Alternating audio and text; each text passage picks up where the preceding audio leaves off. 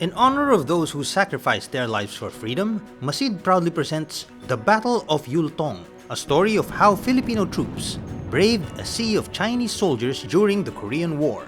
The Korean War began on June 25, 1950, when North Korea, backed by China and the Soviet Union, crossed the border into South Korea in an attempt to capture its capital, Seoul. In response, the United Nations Security Council, through the formation of the United Nations Command, ordered the deployment of military forces to stop the invasion. On August 7, 1950, President Elpidio Quirino, with approval from Congress, sent 7,420 Filipino combat troops to fight in South Korea. President Quirino saw this as a commitment to help a friend and as part of a larger battle to save the world from communism. The 10th Battalion Combat Team of the Philippine Expeditionary Forces to Korea was the first battalion to arrive on Busan shores on September 19, 1950. The 10th Battalion, made up of 1,303 enlisted men and 64 officers, was originally a motorized battalion sent to operate tanks from the US, but when none arrived, was turned into a heavy weaponry unit instead. On the night of April 22, the 10th Battalion, as part of the US 65th Infantry Regiment of the US 3rd Infantry Division, was attacked north of Yultong by a large force of Chinese and North Korean soldiers. This would be known in history as the Great Spring Offensive, one of the largest offensives by the 44th Division of the Chinese People's Volunteer Army and the Communist North Korean Army during the Korean War. In front of the Filipinos were 4 Chinese divisions numbering about 40,000 men. Just after midnight, the Chinese began their attack with a heavy artillery barrage. Soon after, the Chinese forces advanced, but had difficulty as the 10th Battalion successfully defended their positions with mortar and artillery.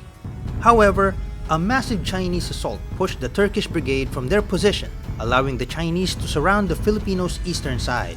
Seeing the incoming danger, Lieutenant Colonel Junicio Ojeda immediately organized a unit of battalion cooks and clerks to fortify and defend the east flank.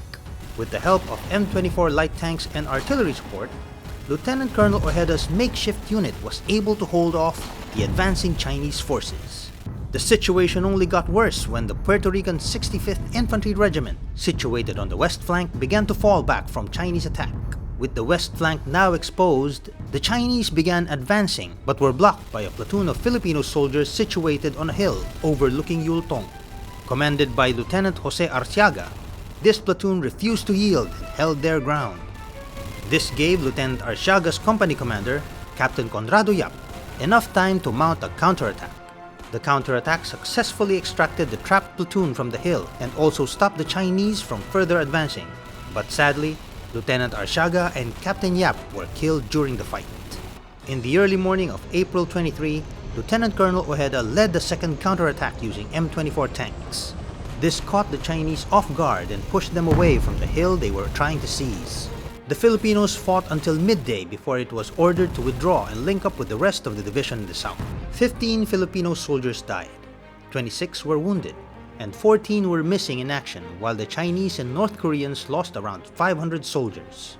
The 10th Battalion's effort at Yultong allowed the US 3rd Infantry Division to successfully withdraw from the battlefield, which would later on prove to turn the war in favor of the Allies. 2 weeks later, the Communists began ceasefire negotiations after suffering more heavy losses.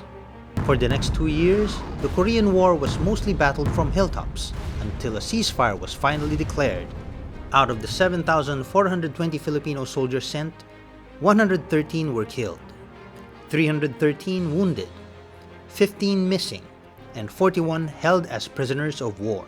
Today, a monument stands inside the War Memorial of Korea in honor of the many Filipino soldiers who fought for the liberation of Korea. Recently, during the 69th anniversary of the Korean War, the late Captain Conrado Yap was awarded the Taeguk Medal, the highest military decoration given to a soldier for bravery in combat.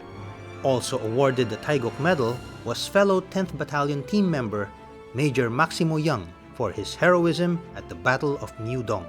The efforts of the 10th Battalion in the Battle of Yultong was instrumental in turning the tide of the war in favor of the Allied forces. South Korea remains a free democracy, thanks to the contribution of soldiers like the Fighting Filipinos, a name given by the US Command to the brave men of the 10th Battalion Combat Team. Did you like our story? Are there other heroic adventures of Filipinos you want us to feature? Let us know in the comment box. Don't forget to like this video. Also, subscribe to our channel. See you next time. Thanks for watching.